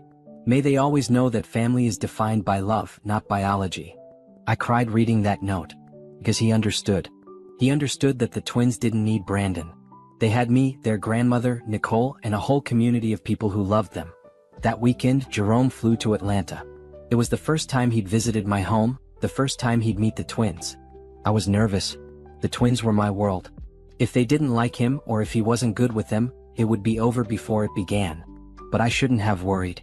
Jerome showed up with a toy truck for Caleb and a doll for Zoe, both chosen thoughtfully based on what I'd told him about their interests. He sat on the floor and played with them for an hour, completely focused on making them comfortable. "He's a natural," my mother whispered, watching from the kitchen. Later, after the twins were in bed, Jerome and I talked on the back porch. "They're wonderful," he said. "Smart, happy, well-adjusted. You've done an amazing job with them." "Thank you. They're everything to me." "I know. I can see it." He hesitated. "Can I be honest about something?" "Always." "I'm falling for you, Tasha. I've been trying not to. I've been telling myself we should stay friends, that you need more time, that it's complicated. But I can't help it. You're remarkable. And I want to be part of your life. If you'll have me." My breath caught. "Jerome. You don't have to say yes right now. I know you're still healing. I know trust is hard for you. But I wanted you to know how I feel. Because I'm not Brandon. I won't abandon you when things get hard. I won't make promises I can't keep. I'm here, and I'm not going anywhere unless you ask me to." I looked at this man who'd been so patient, so kind, so understanding. Then I looked through the window at my sleeping children. They deserved to see healthy love. They deserved to know that not all men were like their biological father. "I'm scared," I admitted. "Brandon destroyed my ability to trust. What if I let you in and you hurt me?" "I can't promise I'll never hurt you. People in relationships hurt each other sometimes. But I can promise I'll never betray you. I'll never abandon you. And I'll always be honest with you. What about the kids? What if we try this and it doesn't work out? They're already attached to you. We'll be thoughtful about it. We won't rush into living together or anything permanent until we're both sure. And if it doesn't work out, we'll end it like adults and figure out how to maintain a friendship for the kids' sake." He made it sound so simple, so rational, so different from the chaos that had been my relationship with Brandon. "Okay," I said finally. "Let's try. But slow. Very slow." Jerome smiled and took my hand. "As slow as you need." That night, after Jerome left for his hotel, I updated my journal. I'd been keeping a journal since the hospital, documenting my healing journey. Tonight's entry was different from all the others. "I'm ready," I wrote. "Not ready to forget what happened or pretend I'm not scarred by it. But ready to move forward. Ready to let someone good into my life. ready to show my children that love can be healthy, that relationships can be partnerships, that not everyone will hurt you. Over the next few months, Jerome and I built our relationship carefully. We had regular date nights, but only when he was in town for work. We talked every day but maintained our separate lives. He met my mother and Nicole officially, and they both approved. "He's different," Nicole said after dinner one night. "You can see it in how he looks at you. He sees you as an equal, not someone to fix or save." "He sees me as a person," I said. "Brandon saw me as an accessory to his life. Jerome sees me as having my own life that he's lucky to be part of." The business continued to grow too. My third book came out, this one focused on rebuilding finances after divorce. It became another bestseller. The podcast hit 10 million downloads. I launched a conference series called Thriving After Betrayal that sold out in 6 cities. "You're a brand now," Crystal told me. "We need to think about where this goes next. Books, podcasts, conferences, online courses. What's the next level?" "I want to start a nonprofit," I said. "Something that provides resources to women leaving abusive or difficult marriages. Legal aid, therapy, financial planning, job placement. Everything they need to actually rebuild." "That's brilliant. And completely on brand." We spent the next 6 months building the nonprofit from the ground up. I called it Phoenix Rising because that's what I was, what all of us were, women who'd burned in the fires of betrayal and risen from the ashes stronger. The nonprofit officially launched on the 3-year anniversary of that night in the hospital. The night I died and come back. The night that had changed everything. 3 years ago, I was lying on a hospital bed, dying, abandoned by the man I trusted most, I said in my launch speech. Today I'm standing here, alive, thriving, helping other women do the same. That's the power of survival. That's the power of choosing yourself. The speech went viral. The nonprofit was flooded with donations and volunteer applications. Within a month, we'd helped 50 women leave dangerous situations and start new lives. "You're changing the world," Jerome said one evening. We were at my house, the twins playing in the living room while we cooked dinner together. "I'm just trying to make sure no woman feels as alone as I did in that hospital." "You're doing more than that. You're showing women they have value beyond their relationships. That they can survive what feels insurvivable." "Is that therapist speak?" "Maybe," he smiled. "But it's also true." By the time Caleb and Zoe turned 4, my life looked nothing like it had on that terrible night in the hospital. I had a thriving business empire, a nonprofit helping hundreds of women, a book series that had sold millions of copies, and a man who loved me the way I deserved to be loved. "Do you ever think about Brandon?" Jerome asked one night. "Sometimes. But not with anger anymore. More like curiosity. I wonder if he ever got the help he needed. If he ever found peace with what he did. Do you want to know?" "No. Not really. He made his choices. I made mine. We're both living with the consequences. Your consequence is this beautiful life. His is knowing he walked away from it." Jerome was right. The best revenge wasn't destroying Brandon. It was building a life so full, so joyful, so successful that his betrayal became irrelevant. One evening, while reading the twins their bedtime story, Caleb asked a question that stopped my heart. "Mommy, why don't we have a daddy?" I looked at Jerome, who'd been staying over more frequently. He gave me an encouraging nod. "You do have a daddy," I said carefully. "But he lives far away and he's not able to be part of our family right now." "Why?" "Because sometimes grown-ups make choices that hurt people. And when that happens, the people who got hurt have to protect themselves. That's what Mommy did. I protected us." "Will he come back?" Zoe asked. "I don't think so, baby. But that's okay. Because we have each other and Grandma and Auntie Nicole and Jerome and so many people who love us." "Jerome's not our daddy," Caleb said. "No, he's not. But he's someone who cares about us. And maybe someday if you want, he could be more like a dad to you. But only if you want that." "I want that," Zoe said immediately. Caleb thought about it for a moment. "Okay. Me too." Jerome's eyes filled with tears. Later, after the twins were asleep, he pulled me close. "I meant what I said 3 years ago," he whispered. "I'm not going anywhere. I want to build a life with you. Marry you.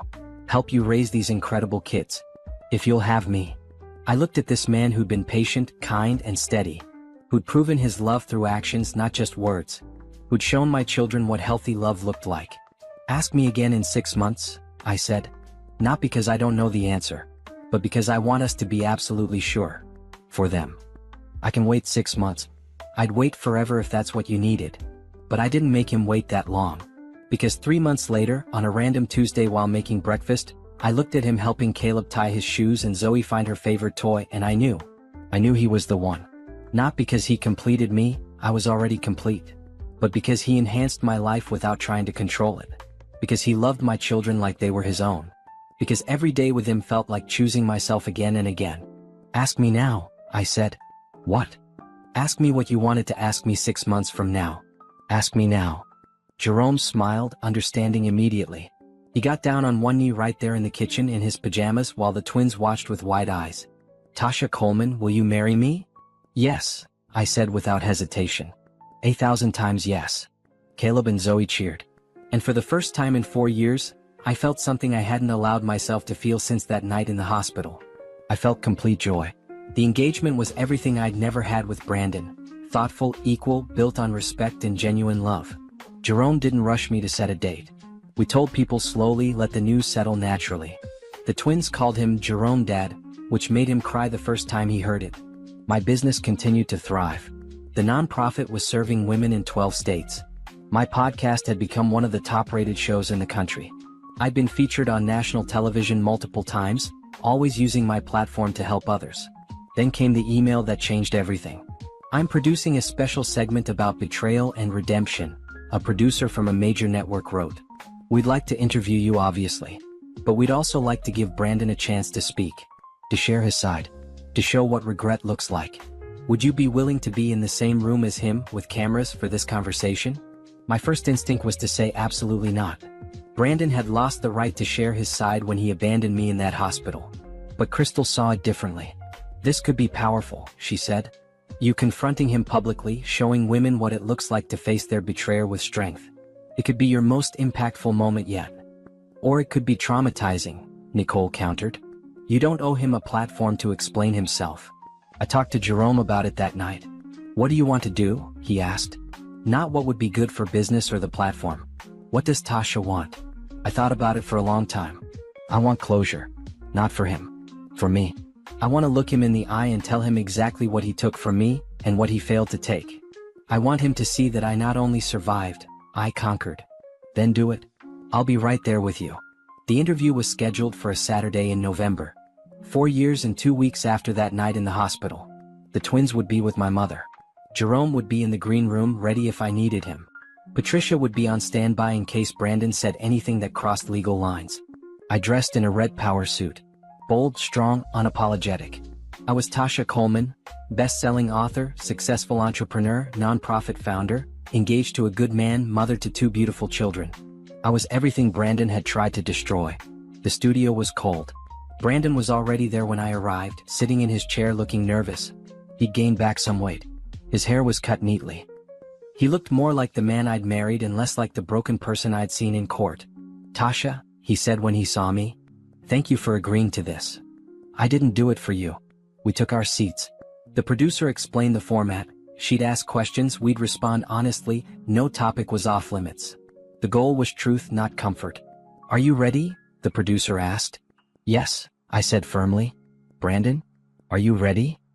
He nodded, but I could see his hands shaking. The camera started rolling.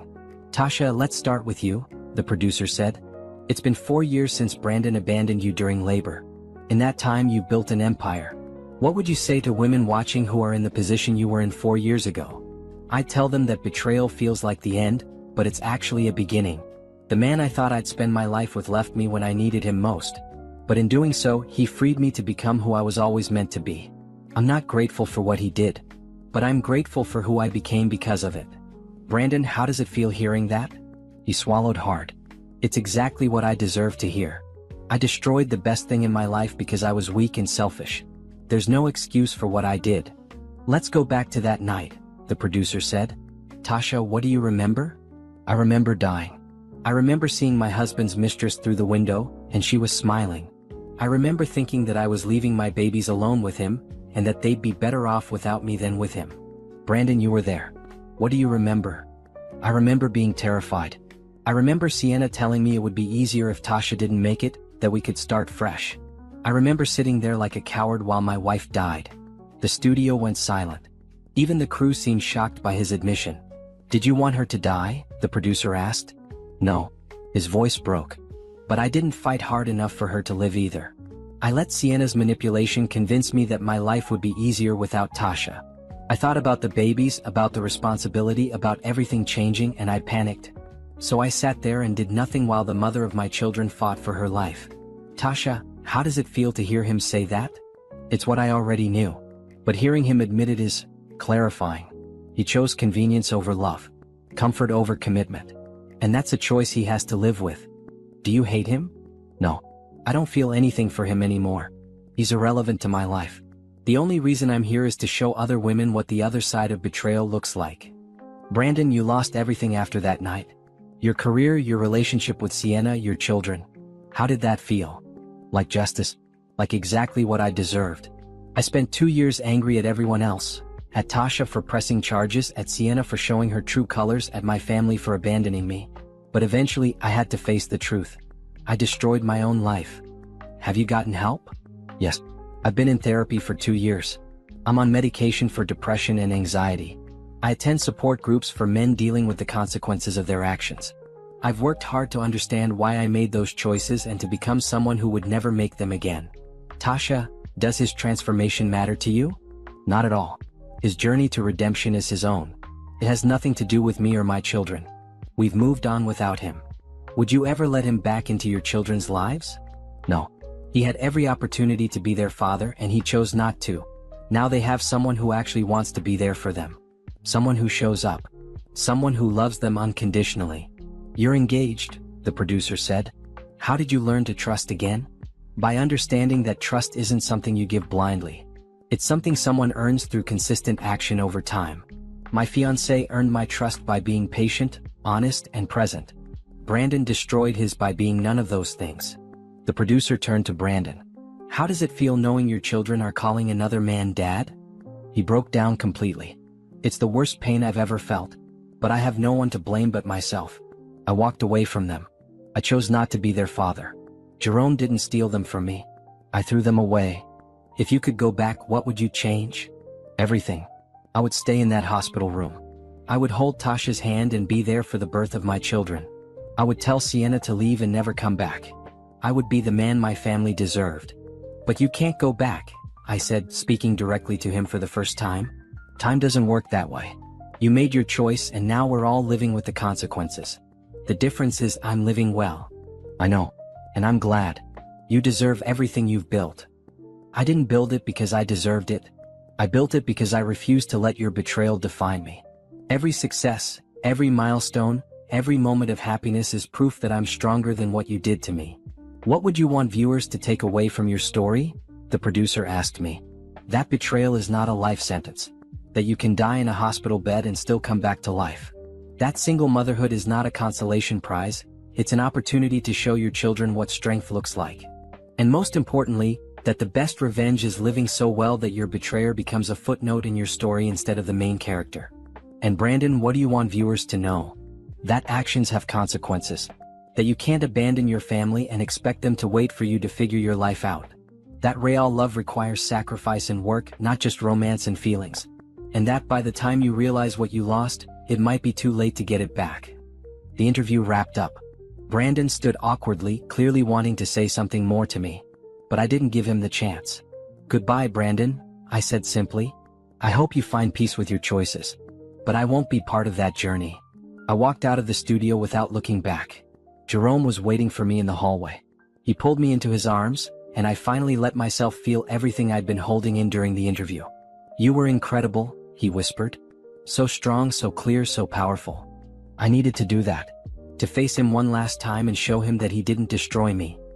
He didn't even come close. The interview aired 2 weeks later. It was watched by over 15 million people.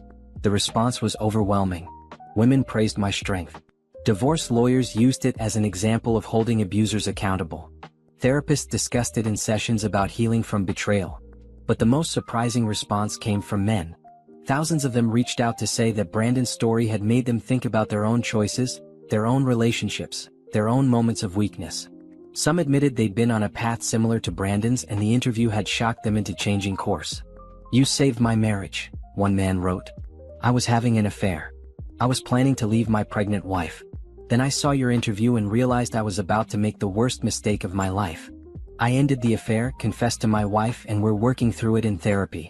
Thank you for showing me the consequences before I lived them. That message made the whole painful experience worthwhile. Because if my story could prevent even one woman from experiencing what I'd been through, it was worth reliving the trauma. Brandon's life after the interview was unclear. I heard through mutual acquaintances that he'd moved to a different state, was working as a manager at a retail store, was still in therapy. But I didn't follow up. I didn't check his social media. I didn't think about him unless someone brought him up. He truly had become irrelevant. Meanwhile, Jerome and I were planning our wedding.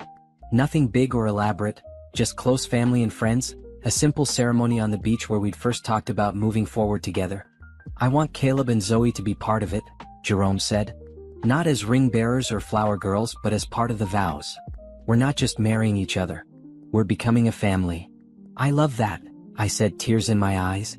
They need to know this is about all of us, not just you and me. The wedding was scheduled for May, a few weeks after the twins' 5th birthday. 5 years after that night in the hospital. 5 years of fighting, healing, building, and finally, being happy. Do you ever wish it hadn't happened? Nicole asked one evening while we were addressing wedding invitations. The betrayal, I mean. Do you wish you could go back and have the life you thought you were building with Brandon? Not even a little bit, I said honestly. That life was a lie. This life is real. I'll take real over comfortable any day. Brandon's going to see the wedding announcement. The photos. You and Jerome and the twins looking like the perfect family. Good. Let him see what he could have had if he'd been brave enough to stay. The morning of my wedding, I woke up in the beach house we'd rented for the week. Sunlight streamed through the windows. I could hear Caleb and Zoe arguing in the next room about who got to wear the flower crown first. My mother was making coffee in the kitchen. Nicole was already dressed, coordinating last-minute details. I looked at my reflection in the mirror. 5 years ago, I'd looked at myself in a hospital mirror and barely recognized the broken woman staring back. Today I saw someone completely different. Someone strong. Someone happy. Someone who'd taken the worst thing that ever happened and turned it into rocket fuel for transformation. You ready for this? Nicole asked, bringing me a cup of coffee. More ready than I've ever been for anything. The ceremony was at sunset. Just 30 people, our closest friends and family. Jerome's daughter was there, excited to officially become Caleb and Zoe's big sister. My mother cried through the entire thing. Patricia attended with her wife, beaming with pride. But the most meaningful part was the family vows. Jerome knelt down in front of Caleb and Zoe. I promise to be here for you, he said, his voice steady despite the tears in his eyes. Not because I'm replacing anyone, but because I choose to be your dad in every way that matters. I'll show up to your school plays. I'll teach you to ride bikes. I'll be there when you're sick or sad or scared. I'll love you like you're my own because that's what you are. We love you too, Jerome, Dad, Zoe said, hugging him. Yeah, Caleb added. You're our real dad. The other guy doesn't count. Everyone laughed through their tears. Then it was my turn to say my vows to Jerome. 5 years ago, I didn't think I'd ever trust anyone again, I said, holding his hands. I thought Brandon's betrayal had broken my ability to love. But you showed me that wasn't true. You showed me that love isn't about never falling down, it's about choosing someone who helps you stand back up. You've been patient with my healing. You've loved my children like they're your own. You've shown me that partnership means walking beside someone, not behind or in front of them. I love you. And I can't wait to spend the rest of my life showing you that love every single day. I love you too, Jerome said. And I promise to spend the rest of my life proving that not all men are like the one who let you go. Some of us know a good thing when we see it. And we fight to keep it. We kissed. Everyone cheered. Caleb and Zoe ran around us in circles, laughing with pure joy. The reception was on the beach. We ate, danced, told stories. My mother gave a speech about how proud she was of me. Nicole gave a speech about my strength. Jerome's daughter gave a speech about how happy she was to have siblings. But the most surprising speech came from Brandon's mother. She'd asked permission to attend and to say a few words. I'd almost said no, but Jerome convinced me to let her come. I'm not here to make excuses for my son, she said, standing in front of everyone. What he did was unforgivable.